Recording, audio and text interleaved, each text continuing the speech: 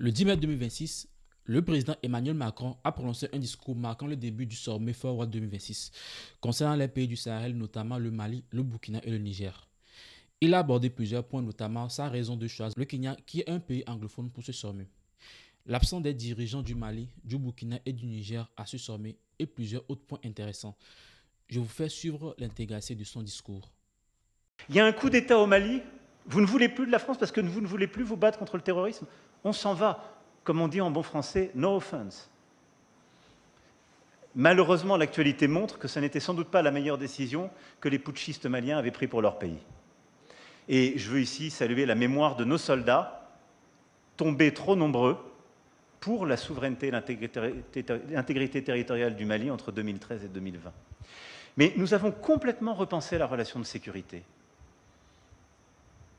Pas pour nous soustraire, pour justement la rééquilibrer. Partout, il y avait des bases qui étaient posées, trop visibles, qui étaient comme, en quelque sorte, la rémanence d'une ère passée. Nous les avons transformées, devenues partenariales, comme au Gabon. Nous avons repensé cette relation pour qu'elle soit rebâtie de manière totalement nouvelle. Au Bénin, au Ghana, au Nigeria, on est en train d'inventer une relation de sécurité qui n'existe pas et qui est partenariale. C'est l'Afrique de l'Ouest. Et ça marche avec des vrais résultats sécuritaires, au Bénin comme au Nigeria. Comme étant justement un précaré. Et c'est dès novembre 2017 ce que je dis au discours de Ouagadougou. Et donc il n'y a pas la volonté, en étant ici ou en faisant ce sommet Africa Forward, après celui de Montpellier, qui était déjà une innovation en 2021, la volonté de cacher ou quoi que ce soit. Il y a juste la volonté de dire l'Afrique est un tout. Nous sommes les vrais panafricanistes. Nous croyons que l'Afrique est un continent. Et que ce continent a beaucoup à bâtir, c'est le plus jeune au monde. Il a donc un dividende démographique extraordinaire. C'est celui qui a la plus grosse croissance au monde. Il a fait l'année dernière une croissance légèrement supérieure à celle de l'Asie du Sud-Est.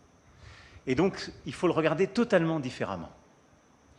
Et en effet, c'est un continent que je ne veux plus que la France regarde d'un côté comme étant un précaré, où les dirigeants d'entreprises auraient en quelque sorte tous les droits ou tous les contrats qui leur seraient garantis parce que c'était l'Afrique francophone, où parfois certains considéraient que la France donnait une forme d'assurance garantie quoi qu'il advienne en étant là à faire ou défaire les gouvernements. C'est fini. Depuis 2017, c'est terminé cette époque. D'abord parce que bien avant 2017, nos entreprises avaient commencé à perdre des parts de marché en Afrique francophone. On le commentait peu, mais c'était le cas, parce que c'est compétitif l'Afrique, à juste titre. Et parce que je crois à un partenariat équilibré. Et donc la transformation qu'on fait depuis 10 ans, c'est une transformation qui a consisté à dire, partout en Afrique, on croit à la souveraineté des États et à leur intégrité territoriale. Il y a un coup d'État au Mali, vous ne voulez plus de la France parce que vous ne voulez plus vous battre contre le terrorisme. On s'en va, comme on dit en bon français, no offense. Malheureusement, l'actualité montre que ce n'était sans doute pas la meilleure décision que les putschistes maliens avaient prise pour leur pays. Et je veux ici saluer la mémoire de nos soldats, tombés trop nombreux, pour la souveraineté et l'intégrité territoriale du Mali entre 2013 et 2020. Mais nous avons complètement repensé la relation de sécurité. Pas pour nous soustraire, pour justement la rééquilibrer. Partout, il y avait des bases qui étaient posées, trop visibles, qui étaient comme, en quelque sorte, la rémanence d'une ère passée. Nous les avons transformées, devenues partenariales, comme au Gabon. Nous avons repensé cette relation pour qu'elle soit rebâtie de manière totalement nouvelle. Au Bénin, au Ghana, au Nigeria, on est en train d'inventer une relation de sécurité qui n'existe pas et qui est partenariale. C'est l'Afrique de l'Ouest. Et ça marche avec des vrais résultats sécuritaires, au Bénin comme au Nigeria. On a repensé la relation économique. Ce sommet en est l'illustration parfaite. On a repensé la relation culturelle. En 2017, tout le monde nous disait les restitutions culturelles. Il le dit, il ne le fera jamais.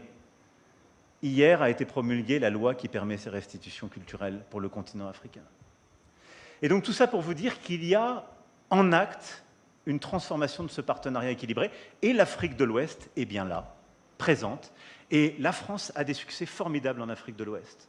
Quand je vois ce qu'on a su faire ces dernières années avec le Bénin en matière culturelle ou sécuritaire, succès formidable. Quand je vois ce qu'on est en train de faire avec le Gabon, quand je vois avec justement le président du Sénégal, que je verrai demain, ce qu'on est en train de faire sur le sport, sur la culture, ou sur la réinvention de notre partenariat sécuritaire avec des académies régionales. On a des vrais succès en Afrique de l'Ouest, mais on transforme. Et puis à côté de ça, on crée un continent inédit dans ce qui était la relation de la France avec l'Afrique. Le Kenya, où aucun de mes prédécesseurs ne s'était rendu avant 2019. Le Nigeria, où on a complètement transformé la relation. L'Afrique du Sud, avec qui la complicité est forte.